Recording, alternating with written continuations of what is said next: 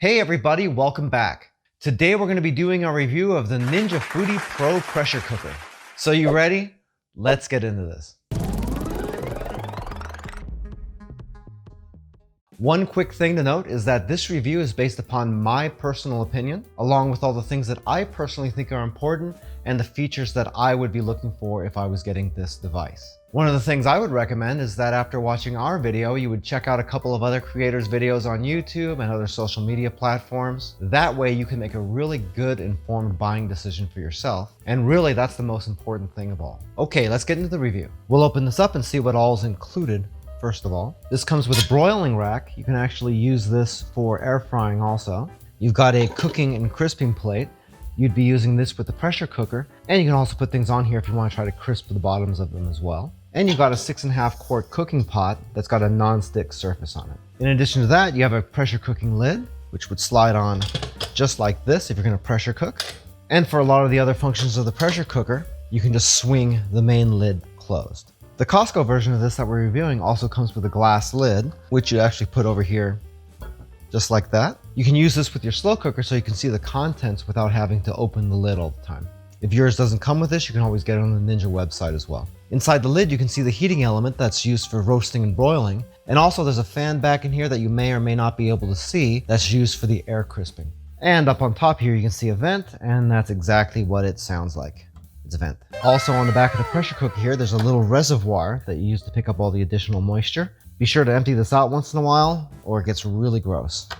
Also, the pressure cooker comes with a recipe guide here. This is full of great ideas for things you can make in the pressure cooker, and it also gives you some tutorials on exactly how to cook different types of meat in here, how long things should steam for, so on and so forth. Ninja includes stuff like this in just about all their products, and it's actually one of my favorite things about them. All the controls in the Ninja Foodi Pro pressure cooker are laid out in a really nice, easy to follow way. You got your start and stop button down here, power button here.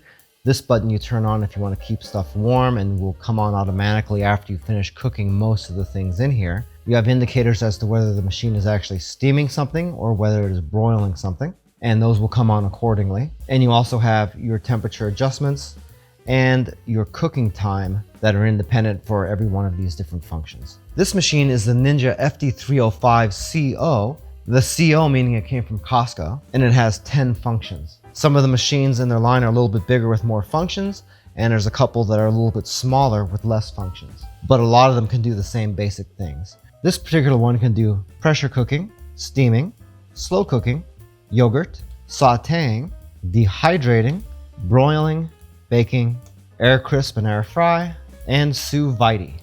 Basically, in a nutshell, what sous vide is, you take your main protein, you put it into a bag, you put all of your marinade in the bag with it, and that ends up getting submerged in here and cooked over a really long period of time.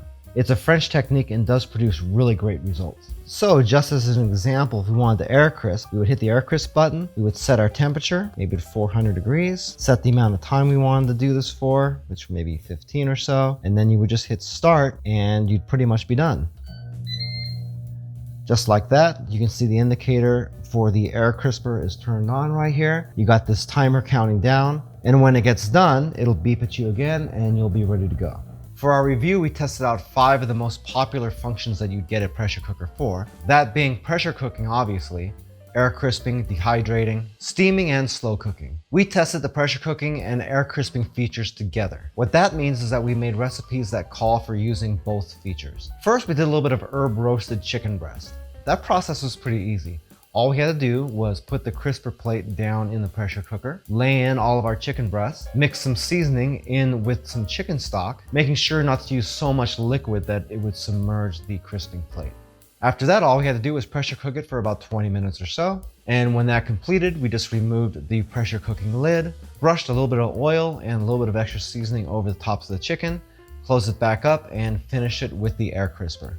The result was really juicy, nicely cooked chicken in about 30 minutes that had a nice crispy finish to it. In addition to the chicken breast, we did some St. Louis ribs as well.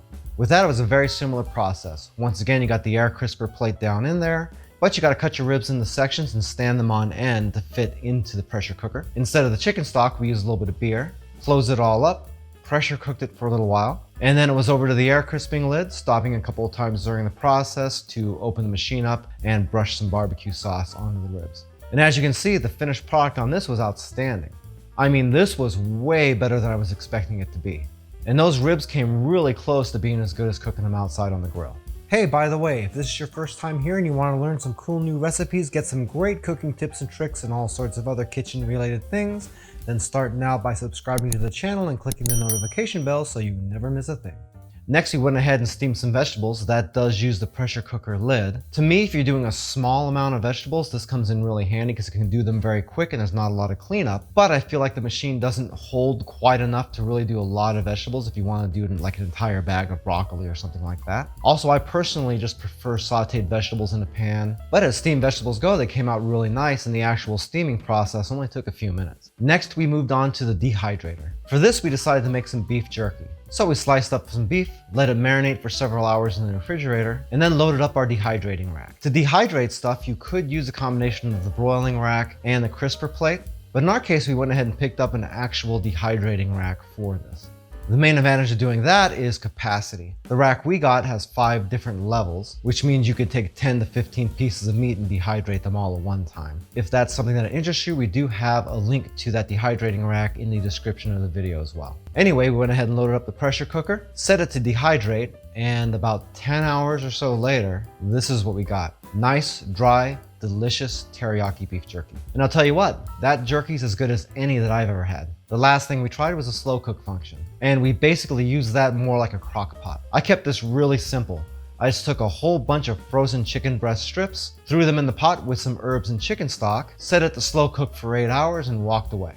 And when it got done, looks like it came out just right. But when you're slow cooking, you're not really asking the machine to do a whole lot. But the fact that it could do it means you can eliminate one more device out of your pantry. The Ninja Foodi Pro pressure cooker took every task that we threw at it and did everything ranging from very good to excellent for us. So as far as function goes, there's no complaints there at all. In addition, Ninja Kitchen makes a lot of accessories that are specifically for this that can expand the function even further. The machine looks really nice as well, and all the controls are laid out in a really easy to follow way. I mean, for the most part, you probably won't have to open up the manual to figure out how to do most of the stuff, unless the book you're opening is this recipe book, which I like as well. And finally, the thing I like the most about this is the price. You can get one of these Ninja Foodi Pro pressure cookers for about the same price as a really expensive slow cooker. And as far as comparisons go to Instapot, it's going to be a little bit more of your own personal preferences, I think. Both of those things do a great job, but I do think the Ninja products are a little bit more diverse. The only thing I could possibly call into question would maybe be reliability over a long period of time. Ninja products are made in China, so you never know. However, in my personal experience, we've got several Ninja products here and I've never had one fail. Yes. I think I just jinxed myself. So if you want my opinion, get it. I think you'll like it. If you'd like to learn a little bit more about Joe's Phenomenal, you can watch a couple more videos or you can check us out online at joesphenomenal.com. I thank you so much for taking a little bit of time out of your busy day to watch this video and hope to see you back again here really soon. So until that time comes, I'm Joe and I hope you have a phenomenal day. Take it easy.